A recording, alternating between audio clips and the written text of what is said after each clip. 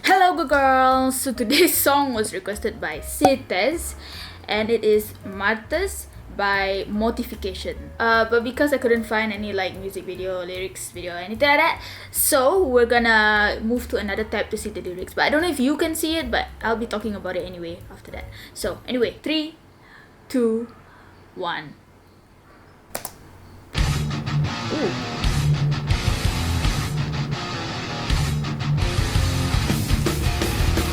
Ooh, okay. Ooh, okay. What? Wow. Don't be afraid. Don't be afraid. Don't be afraid. Die for what you believe in. Small group in Cambodia.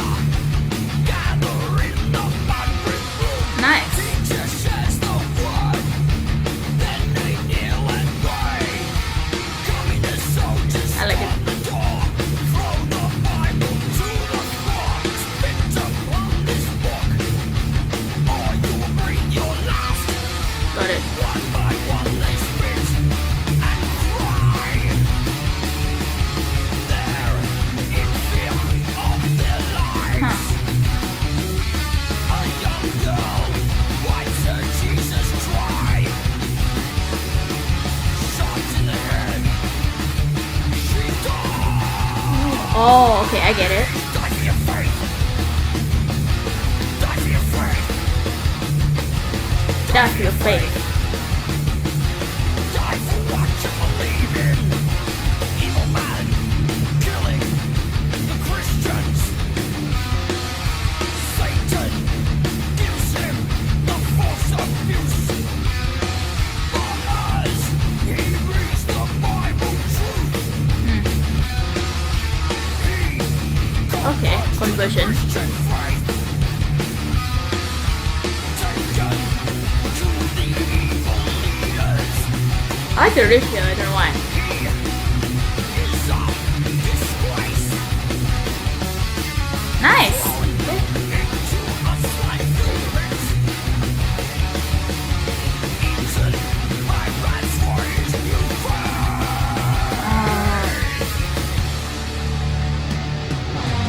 Oh.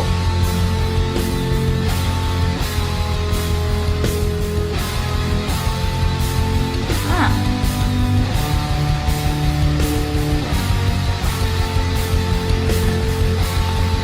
For a second there, I thought you were gonna go to a major or something. But that's really nice, the melody of the, like the guitar, the riff on top of the riff.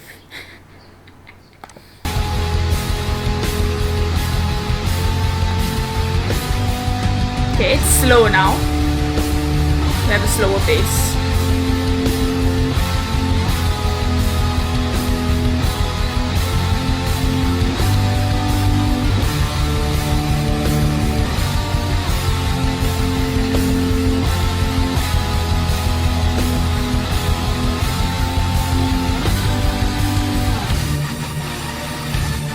What's that?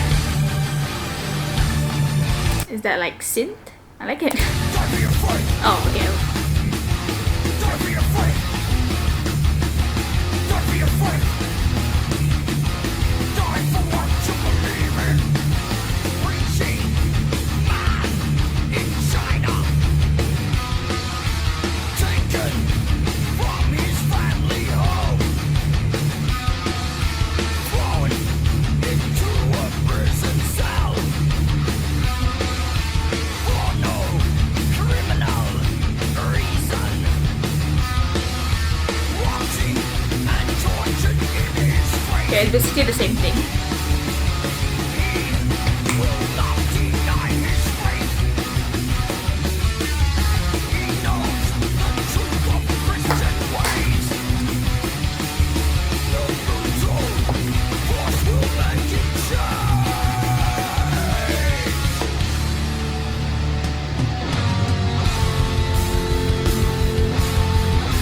Okay, the same thing. Oh.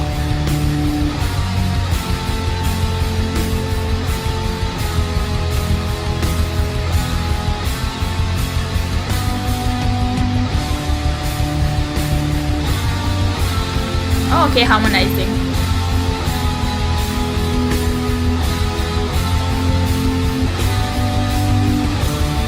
This is relaxing. Oh, the synth.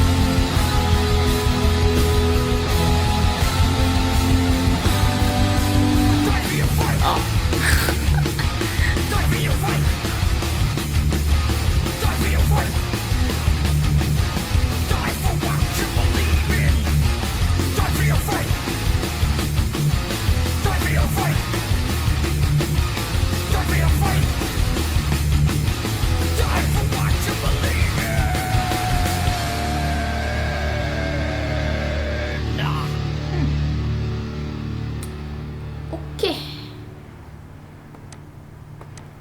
So that was Martyrs by Mortification.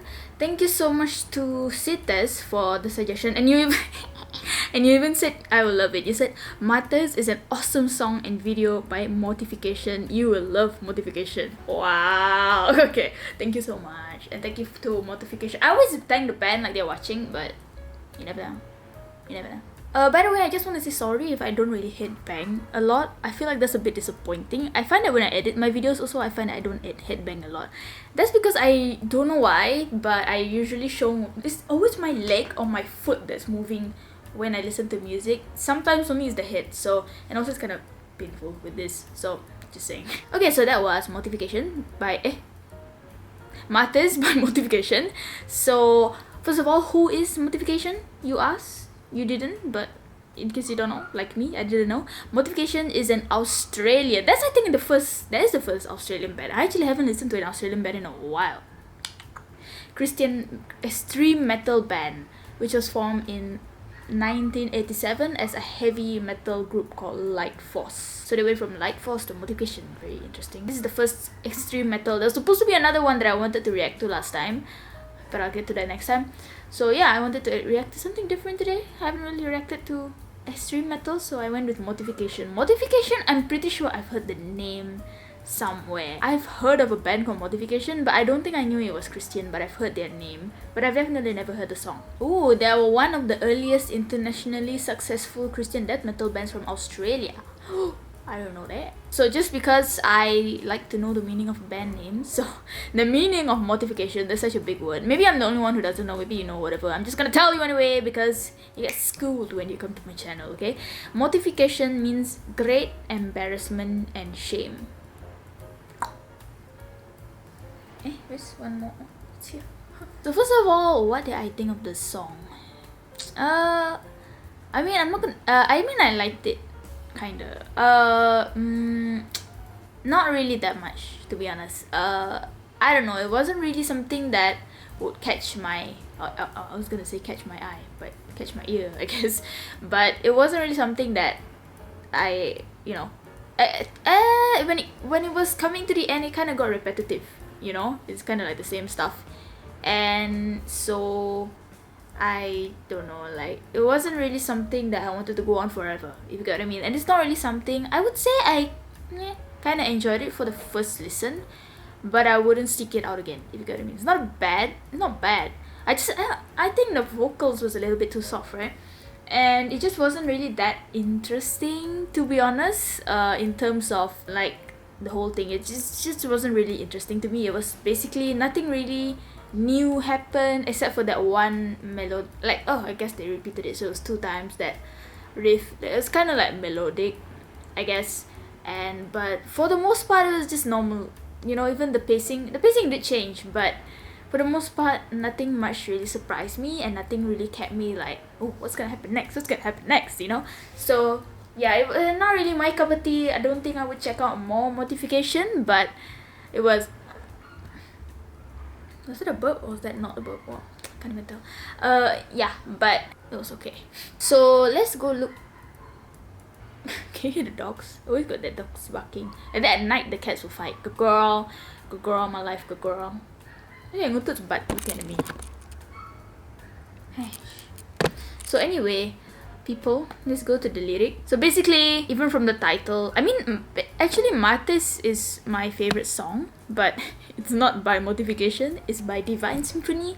If you want to check it out, I think it's been my favorite song for like 2 years at this point. It is by a Christian symphonic metal band, so if you want to check it out, it's really good. So anyway, so the word martyrs, I'm sure you all know it's someone who dies for their faith, right? And then Stephen, or Stephen.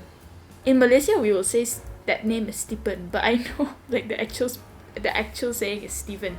Anyway, so Stephen died. He was the first martyr, right? So basically, it's someone who dies for their faith. So this song is basically about dying for your faith. That's what I get from it. That's very obvious. They even repeat it: "Die for your faith. Come on, die for your faith. Die for your faith." So it's very interesting. It's like kind of like they even give examples of people, I guess. Small group in Cambodia gather in a mud brick room. Teachers share the word, then they kneel and pray. Communist soldiers storm the door, throw the Bible to the floor. Spit upon this book, or you will breathe your last. Wow. I don't know. Is this based on a real thing? Is it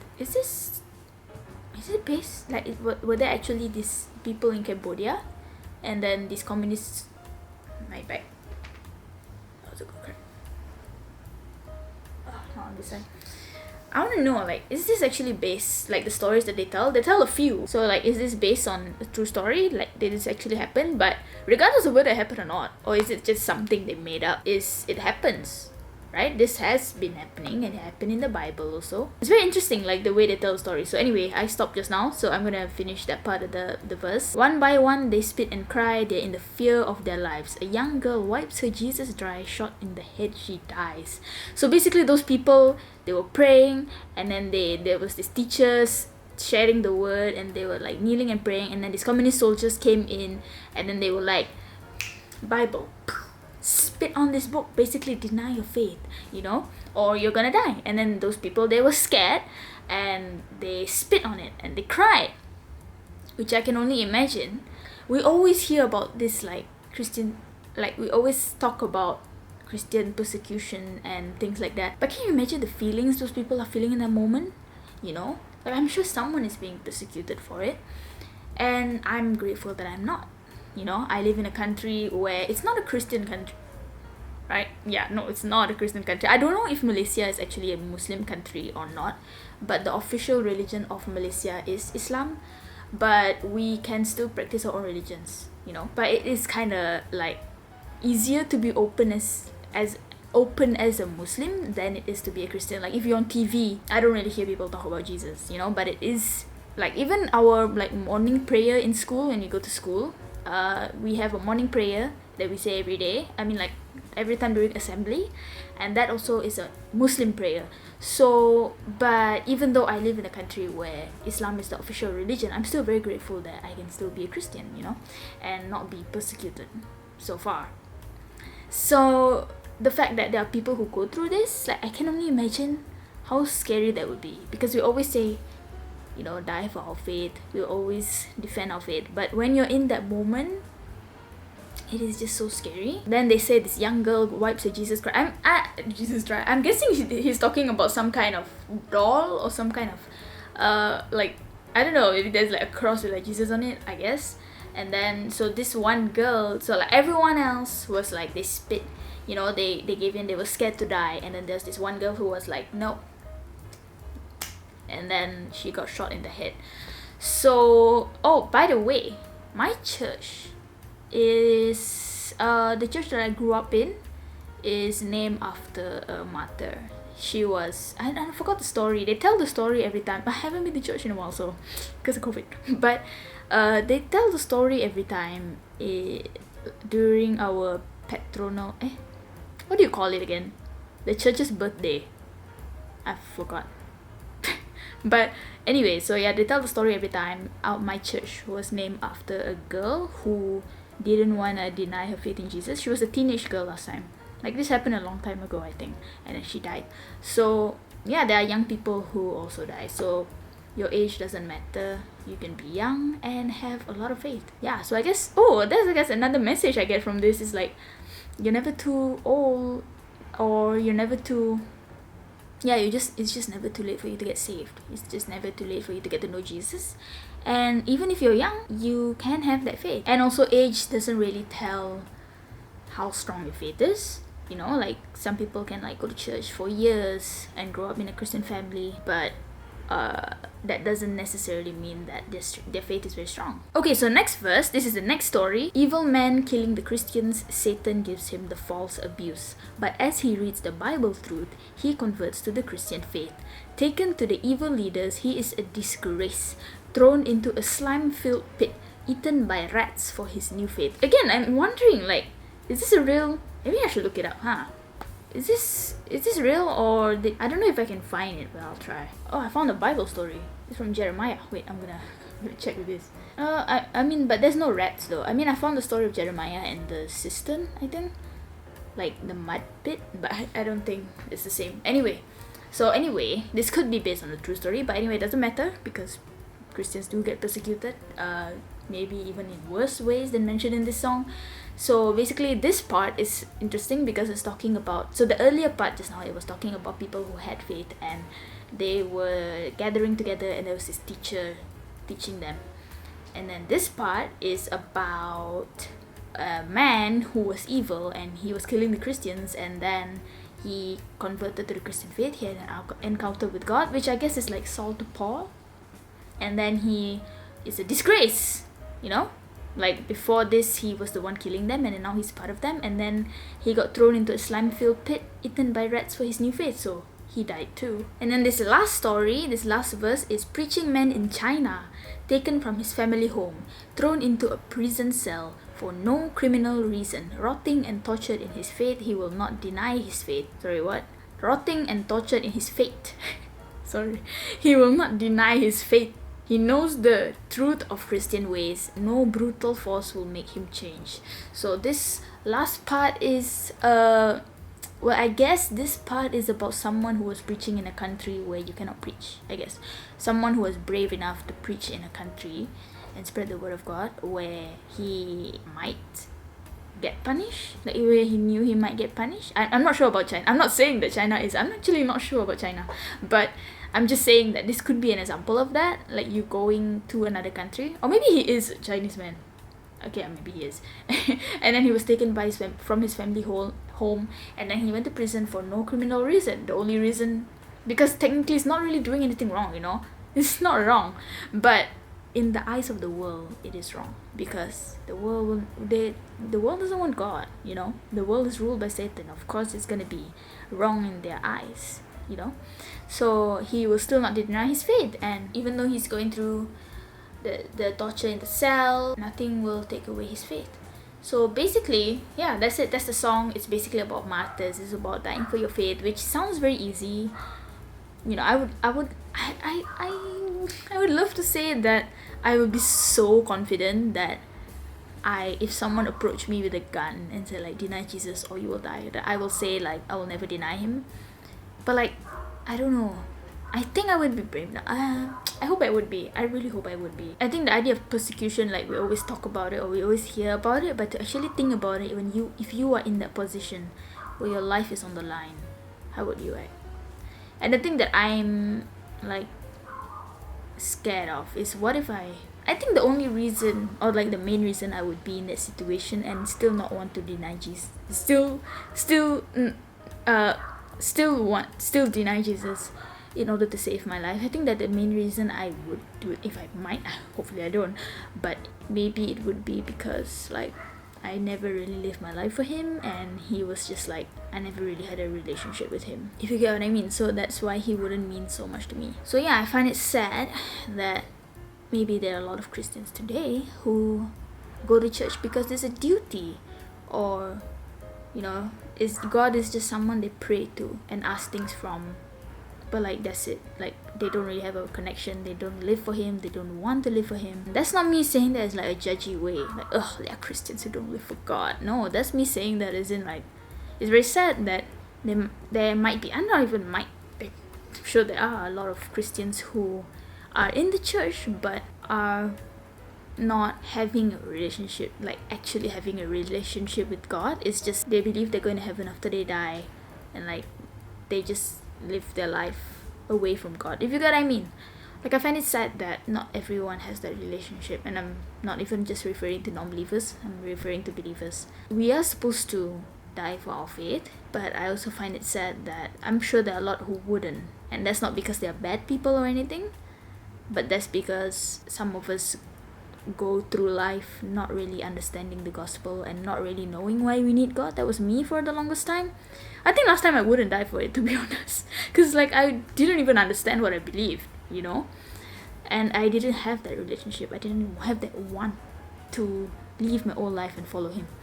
So it is such a beautiful thing to be able to leave behind your whole life and follow God and actually do that, and God becomes something that's just, it doesn't feel like just a routine of going to church.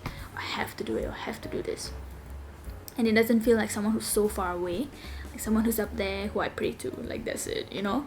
It feels like someone who's very close to me, and I want everyone to experience that. And I think being able to die for your faith, as morbid as it sounds, is a very beautiful thing. Is that a very bad thing to say? I'm not saying that I'm insensitive to Christians who have died in the faith. I'm just saying that to be able, for those Christians who have been able to defend their faith in the moment where their life has been on the line, and being able to have that much faith that they know that the suffering they're going to endure is nothing compared to their reward in heaven, which is true. They're in heaven right now and they're having the best life forever. I really think that's a beautiful thing for them to be able to do that, because it shows that they really gave their life to God, and they really believe what they believe, and God was real. God was that real to them until they could let go of their life, which is not an easy thing to do. Everyone is scared of dying. Even we as Christians who are not supposed to be scared of dying because we know we're going to heaven, we're still scared of dying, right?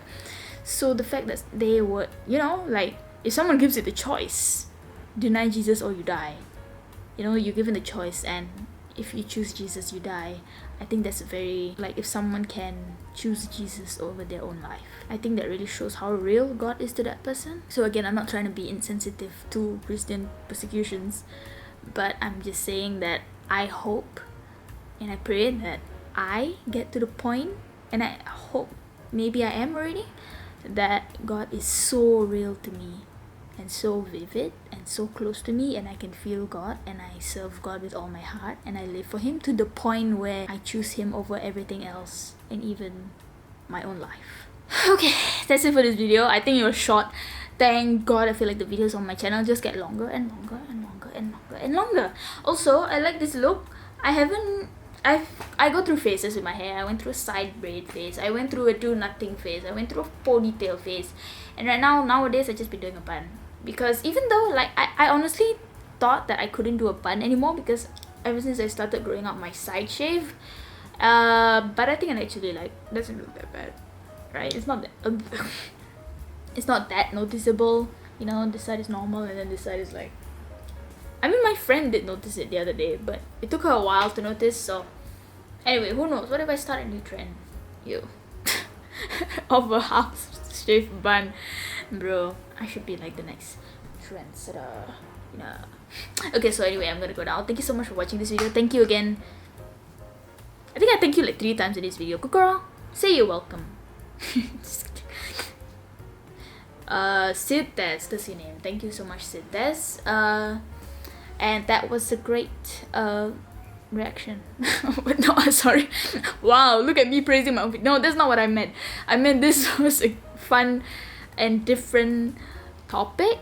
I mean, not that sounds so insensitive. I'm so sorry. I don't mean like fun, but I mean it was interesting to talk about, and I enjoyed it. Please don't take what I said the wrong way about persecution. So yeah, it's a heavy topic, to be honest, and I didn't expect, you know. But it's a real thing. We can't deny that it happens. We can't deny that it happened in the Bible. We can't deny that it's happening now, and we can't deny that it's gonna happen in the future, maybe even worse, you know, with the way the world is going. But you know, I sometimes feel scared when I see how things are going, and I'm like, wow, the world is just getting darker and darker and just straying even further from God, you know. But I just, you know, I remember, you know, things are looking really good because things are looking very bad, and you know, one day Jesus is gonna come, and that's gonna be the best day. Like, girl, come on, you guys want to see that, right? I know I want to see that. I just want to see that. Like, bro, whew, I can't imagine like all the glory coming my way. Like, you know, I can't imagine that day. That would be like the best day, right? That would be the most glorious day. So I just remind myself that, you know, Jesus is coming, and yes, the world is going crazy. It's getting darker and darker. It's gonna continue to get worse the more I get older, which is scary. But God is still gonna win. You know, He's nothing can change that. God is always gonna win in the end. Like, and even now He's winning. You know, why do we think God's not winning now? He is winning now. We just don't see it. And one day we will get to see the full thing, all His glory and His triumph. Yeah, anyway, so thank you so much for watching, and I'll see you in the next video. God bless your day, your week, your month, your year, your life. God bless you and your families. Don't forget the Lord Jesus Christ loves you very much. I wanted to echo this song, but like, die for your faith. Is that what I'm supposed to say? Die for your faith, I guess. That's what I'm gonna say. Okay, bye bye. Love you. Since when did I say that? Yeah, bye bye. That was so awkward. Okay, I'm just gonna add to the awkwardness. I mean, if you said love you too. Thank you. Okay, yeah, bye bye. One last thing.